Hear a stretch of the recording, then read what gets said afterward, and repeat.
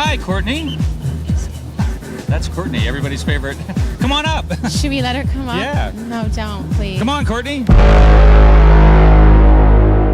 Lauded as a feminist icon by some and demonized as a rock and roll witch by most others, Courtney Love has always been that girl.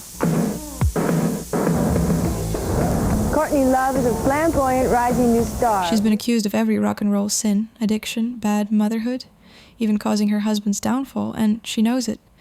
In her own words, marrying Nirvana's Kurt Cobain put her under a vilified light that made Yoko Ono look like Pollyanna. Yet this same woman also defined a whole generation's idea of cool. In the early 90s, teenage girls copied her smeared red lipstick and Babydoll dresses, and music press hailed her as one of the most influential voices in alt-rock. How did someone so scandalous and unlikable leave such a mark on pop culture? I think people think that you dislike a lot of people, but that's probably not true. Oh, no, I don't dislike hardly anybody. Really? No. Oh yeah, let's unravel the mystery of Courtney Love. If you only have 30 seconds, here's the bottom line of this video. Courtney Love became the face of 90s by turning chaos into a kind of an art form. She built a persona out of evilish, unapologetic contradictions. Part gutter punk chaos, part self-taught intellectual. One night she'd stage dive in a torn slip dress and combat boots. The next she'd prove she could rock in a Versace gown just as easily. She refused to play nice or hide her flaws at all. That brazen authenticity was her secret blueprint for the real hard rock cool. But if you'd like a bit more of an explanation, follow me. Welcome. I'm Kira, and this is your beauty blueprint. I have spent a whole week researching, watching, and editing all things love, music, interviews, articles, you name it, to distill the essence of Courtney and share the best of my findings with you. Oh, love. So settle in, maybe grab yourself a cocktail, perhaps a straight-up martini, since Courtney herself was known to enjoy a good one of those. And let's start our analysis with a little backstory. Who is Courtney Love, and how did she come to be the riot girl queen and face of 90s cool? Here's a brief backstory to set the stage. Courtney Love was born Courtney Michelle Harrison in 1964, the daughter of hippie bohemian parents in San Francisco. By the way, she is a Cancer, with Moon in Cancer too, and Libra rising. Her childhood was anything but stable. Her mom was a psychotherapist, her dad a road manager for the Grateful Dead, and their turbulent breakup left young Courtney bouncing between relatives and boarding schools. She later revealed that she was diagnosed with a form of autism as a child and was raised for a time in a gender-neutral, no frilly dresses household. Not exactly shocking that she rebelled. By her teens, she was getting into fights and shoplifting. She got caught stealing a Kiss t-shirt and wound up in juvenile hall. At 16, she inherited a small trust fund and took off overseas, spending a year in Dublin and Liverpool, drifting through the music scene. She even did a stint as an exotic dancer in Asia and later in LA, an experience she said taught her the power of sex appeal and what people really want. All of this before she was ever famous. It's like she was already assembling the raw material for her later persona. Young Courtney was determined to make her mark on culture. She dabbled in acting first, landed small roles in 2 cult films by director Alex Cox, Sid&Nancy, and Straight to Hell. Around the same time, she fronted a short-lived band in Portland called Sugar Babydoll. That's where Courtney developed her signature look. Tattered Babydoll dresses, torn nylons, smeared lipstick, a deliberately subversive twist on girlishness that would later be dubbed the Kinder Whore style. Courtney herself claims she coined the term Kinder Whore in 1991 during a spat over a particular vintage velvet dress. The look was shocking, but it made a statement, like a wolf in lamb's clothing. In 1989, having now sharpened both her musical chops and her image, Courtney formed the band that would make her famous, Hole, an intense punk rock band she started with guitarist Eric Erlandson. Hole's debut album, Pretty on the Inside, was a raw blast of noise and rage, produced by Sonic Youth's Kim Gordon, and it actually earned critical praise in the underground scene, even if mainstream audiences weren't quite ready for Courtney's blood-curdling howl. One reviewer noted that the album was such a cacophony, very few people are likely to get through it once, yet those who did found it compelling. Clearly, Courtney wasn't aiming to be pleasant. Then came the twist of fate.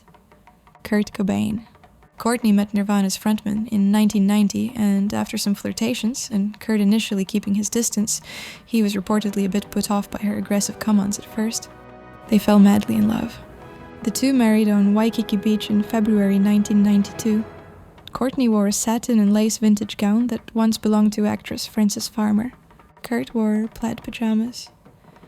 A few months later, in August, their daughter Frances Bean Cobain was born. On the surface, it was a rock fairy tale. The king and queen of grunge, complete with a princess in a crib. But behind the scenes, a nightmare of addiction and media scandal. Both Kurt and Courtney were struggling with heroin, and that September, Vanity Fair published a now infamous profile titled Strange Love, implying Courtney had used heroin while pregnant. The backlash was swift and brutal. Child services stepped in, and for a short time, the couple lost custody of baby Frances. Courtney vehemently denied using drugs once she knew she was pregnant.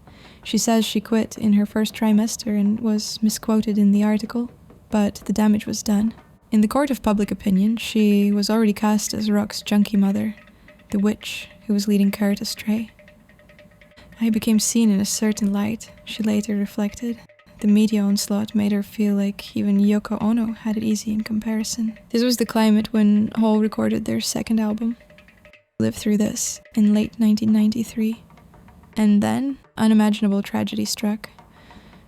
On April 5th, 1994, Kurt Cobain died by suicide. It's been a turbulent year for her and for her baby daughter Frances, and we wanted to know how she weathered it. Here's what she told us.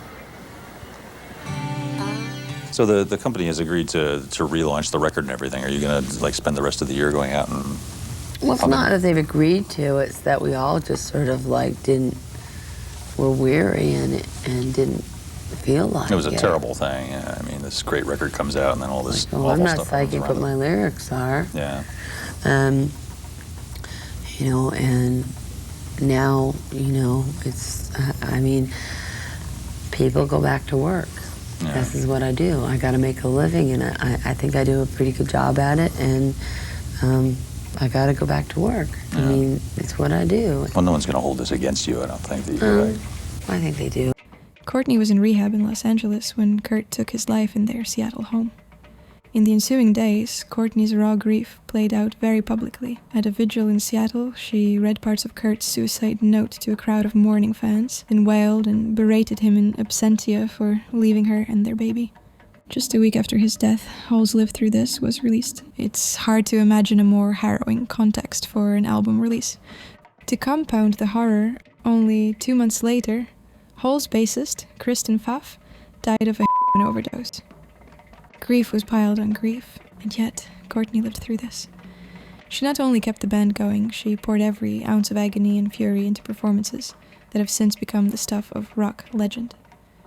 Take Hole's appearance at the Reading Festival in August 1994, which was Courtney's first big show after Kurt's death.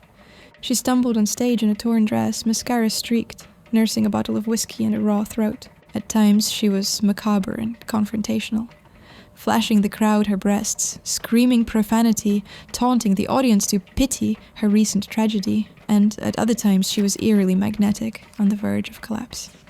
Let's talk about the trouble, and it's hard to believe a gal like you might be in trouble. Well, what do you said that, though? What is the nature of your life these days? You know, showing my boobs. Now, is that illegal? You know, I've been showing my boobs for so long. The Guardian's John Peel wrote that Love's disheveled spectacle verged on the heroic. The band seemed to teeter on the edge of chaos, he noted. Yet, somehow, that tension made it one of the most astonishing live sets he'd ever witnessed. In other words, Courtney was a mess, but she was mesmerizing. Her personal tragedy and public outrage had alchemized into undeniable art on that stage. For the next couple of years, Love's life was a train wreck in the spotlight, depending on whom you asked. Hole's Live Through This earned critical raves and went platinum.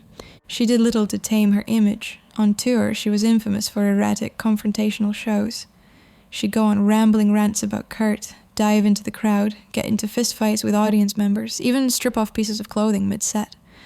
In one 1995 incident, she punched Bikini Kill singer Kathleen Hanna in the face backstage at a festival, allegedly over a joke about Courtney's daughter, and ended up pleading guilty to assault and doing anger management classes. She was arrested on an airplane for cussing out a flight attendant. She got sued for decking audience members. By her own admission, she was deep in a haze of heroin and prescription sedatives through much of mid-90s, so she later claimed she scarcely remembered those years. To the press, she was an easy caricature. Yet, just when everyone thought they had Courtney Love figured out, she pulled another reinvention. In 1996, she pivoted to acting in a major Hollywood film and absolutely nailed it. I went to, I just went to audition. I went to audition for him, and I ended up, we spent about 3 hours together, and I ended up really liking him and not really caring if he gave it to me or not. I just like him, and I didn't think I made any impression, right? Director Miloš Forman cast her as Althea Flynt, wife of Hustler publisher Larry Flynt, in The People vs. Larry Flynt. To get the part, Courtney had to prove she could stay clean. Forman insisted she undergo regular drug tests during filming, and she did. She passed every single one. The gamble paid off spectacularly. Love's performance was a revelation, and it earned her a Golden Globe nomination for Best Actress.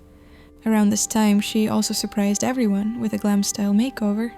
She even appeared in ad campaigns for Versace and posed in the pages of Vogue Italia. Reinvention is part of the Courtney Love blueprint. The late 90s were arguably Courtney's peak of success and comparative stability. Hole released the album Celebrity Skin in 1998, which unveiled a cleaner, polished sound, more California power pop than dirty grunge, and it was a hit both critically and commercially. Rolling Stone called it accessible, fiery, and intimate, and the title track Celebrity Skin became a #1 modern rock single. For a while, Courtney seemed to be balancing her punkness with a professional drive for art meets commerce, as she put it. She even co-designed a signature guitar, the Squier Vista Venus, to create an instrument for the girl with the most cake, perhaps. During this time, she also had a well-publicized, well-behaved romance with actor Edward Norton. Of course, calm never lasts too long in Courtney's world. The 2000s brought new turmoil, a messy breakup of Hole in 2002, a solo album that flopped amid her relapse into drug use, and a string of legal troubles. By 2003, her teenage daughter, Frances Bean, now the most important person in her life, was removed from her custody as Courtney faced drug charges. Who can forget her notorious 2004 antics, like appearing on David Letterman's show Visibly Impaired, where she climbed on his desk and flashed him repeatedly, or the night she was arrested after a gig and ended up on her 40th birthday incoherent in a psych ward. She became one of the first celebrities ever sued for Twibble, Twitter libel, after firing off an inflammatory tweet about a fashion designer, a case she actually won in 2014. In short, 2000s saw Courtney's tabloid infamy eclipsing her artistry. Yet, even then, she kept creating, released a decent comeback album, Nobody's Daughter, wrote a memoir, Dirty Blonde, and even co-authored a manga comic series, Princess Ai, a semi-autobiographical punk fairy tale. As of today, she's a practicing Buddhist and has been known to spend Sundays at Kanye West's gospel services or curled up with Susan Sontag essays. In other words, she survived, she mellowed a bit, but she never stopped being interesting. Now that we've got the narrative of her life, let's dig into the persona Courtney Love created and what it meant. Because beyond the biographical facts, what truly made Courtney such a singular figure? What made her so famous and influential? And what, if anything, can we learn from her blueprint? From the beginning, Courtney consciously crafted a character that hadn't quite been seen in the mainstream before. She has said that the pinnacle of her rock stardom, she felt like she was channeling Artemis, the androgynous Amazonian goddess. There's certainly something archetypal about her presence, wild, untamable feminine energy that can appear as either fierce protector or chaotic destroyer. One writer described her on stage in the 90s as an incarnation of the woman-child, fusing girlish innocence with feral sexuality. Dressed in satin Babydoll dresses and Mary Jane shoes like a deranged little girl, but singing with a roaring, profane anger. She deliberately flouted the virgin whore binary. This was powerful, transgressive stuff, especially at a time when women in rock were expected to choose between being a cutesy pop princess or a tomboyish, serious artist. Courtney said, to hell with that. She'd go and call herself Miss World, dripping with sarcasm, and dare the audience to judge her. In songs like Doll Parts, she sang, "I fake it so real, I am beyond fake." She performed femininity while simultaneously destroying it. By objectifying herself, playing the doll, she was actually deconstructing the sexist gaze, owning it and spitting it back. Camille Paglia, my beloved ever-provocative cultural critic, once accused Courtney of setting women back by sexually objectifying herself, but Courtney's response was basically to shrug. "I am the girl with the most cake," she declared. That willingness to play with femininity and ugliness, to be both beautiful and super grotesque at once, is a big part of why she became so influential. As a front woman, she was profane in a way we only saw male rockers pull off. No one was shocked if, say, Axl Rose started a riot or Trent Reznor screamed obscenities. But when Courtney did it, it was scandalous. Her lyrics addressed female rage head-on.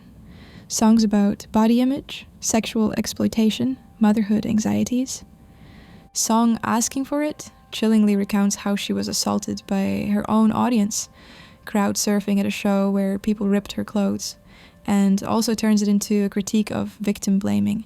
These songs were intense, uncomfortable, and cathartic, especially for eager and raw girls listening. As one commentator noted, holes live through this channeled the long-stifled rage of the objectified, the oppressed, and the exploited. It was good.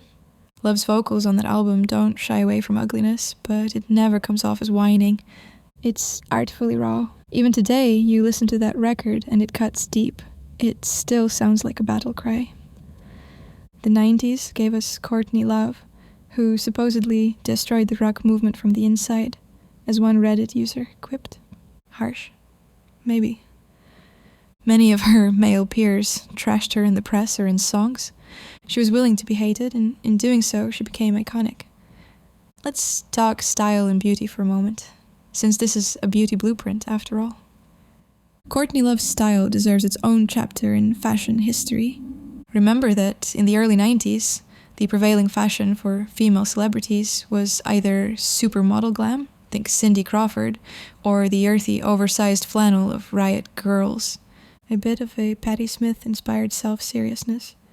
Courtney crashed those conventions. Marc Jacobs famously based his 1993 grunge collection on the thrift store look of Cobain and Love. Basically, we have, in a designer's vocabulary, skirts, pants, dresses, and jackets, and shirts. And how you put them together can be very different, whether the fabric is different, or the color is different, or the accessories are different. Jacobs designerises secondhand chic. Woman with spirit, insecurity, imagination, style, adventure. I'm not fascinated by a woman who spends all day making up and dressing up and has an unlimited amount of money to spend on clothes. It doesn't interest me, and I'm not fascinated on an intellectual level or even on a visual level, because there's no individuality there. He even sent them some of the expensive couture pieces, dresses and flannels inspired by them. Courtney's reaction? In true punk spirit, she and Kurt burned the fancy designer clothes. "We were punkers. We didn't like that kind of thing," she later said. That act itself became legend. Years later, Courtney half-jokingly admitted she regrets destroying those now vintage Marc Jacobs pieces. Oh, the irony. Modern fashion owes a thank you to her. The whole slip dress and combat boots look that persists to this day is largely traceable to Love. She herself cheekily noted, "History is funny. Calvin Klein didn't actually invent slip dresses as outerwear in '91. I did." She's not wrong. She was the blueprint for dirty glamour that countless others emulated. Now, ever wonder what bizarre daily ritual keeps Courtney's creativity flowing? In a moment, I'll share a gem of advice in her own words that might surprise you. It involves writing, and it's delightfully weird. So stay tuned. Also, if you're enjoying this so far, please like and subscribe. I've also designed a special Courtney Love t-shirt just for this video's launch. It's super soft, a little grunge, a little glam. And to our channel members out there, thank you dolls, you keep this going. Not a member yet? Consider joining to get access to members-only podcast episodes and other goodies. Alright, commercial over, back to Courtney's blueprint. Let's get into her mindset a bit. because beyond the fashion and antics, Courtney Love has some serious brainpower and opinions. This is a woman who can quote Dickens or Susan Sontag off the cuff and debate the finer points of Jungian archetypes. Many people who only saw the tabloid headlines missed that Courtney is highly literate and self-educated. She once said she always sought out strong female figures in culture. Her first record was Joan Baez. She idolized rock poet Patti Smith. She voraciously reads everything from beat poetry to Camille Paglia, even if she disses her. So one unique thing about her is that she combined high culture references with low culture living. In interviews, she might jump from talking about 19th century poets to cracking a dirty joke. That made her a bulldozer intellect wrapped in a trashy package. Unique opinions? Oh, she's got a few. For one, she's a militant advocate for artists' rights. Long before Taylor Swift was battling record labels, Courtney was loudly criticizing how the music industry rips off musicians. In a famous op-ed, she broke down the economics of record deals to show how bands end up indebted to labels, and she urged artists to take control. Courtney's also refreshingly frank about beauty standards and body image. She has openly discussed getting plastic surgery. She got a nose job at 20 and has absolutely no regrets about it. That candor set her apart from many female celebs who hid it all. She's struggled with weight and aging in the public eye, laughing even about that. But she never morphs into false modesty. She'll just as soon call herself gorgeous as she will ugly, depending on the context, because she doesn't buy into one-dimensional definitions. Now, as promised, let's reveal a little practical blueprint from Courtney's world. Specifically, her daily creative routine advice. You might assume someone as wild as Love has no routine, but in fact she's shared a disciplined, if quirky, tip for writing and creativity. In a conversation with Lana Del Rey, Courtney admitted that to get inspired she does something very down-to-earth. You've got to sit down and write 20 longhand pages. The smaller the better. You write pages of shit. It doesn't matter what you write. It's your way of releasing something creative every morning. It's so dumb, but it helps. You've got to feel safe to fail.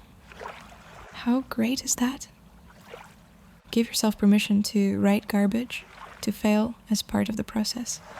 That's advice any artist or really anyone can take to heart. Stay weird, work out, pray if you need to, she says she does, as an addict in recovery and a Buddhist. Then let the pen rip across the page without any silly little fears. Have an inner method to the madness. I'll leave you with that unexpectedly wholesome advice from Courtney. Take care of your teeth, kiddos. I've queued up the next chapter for you here. I'll see you soon. Love, Kira. Now go create your own blueprint. Did you have a good time?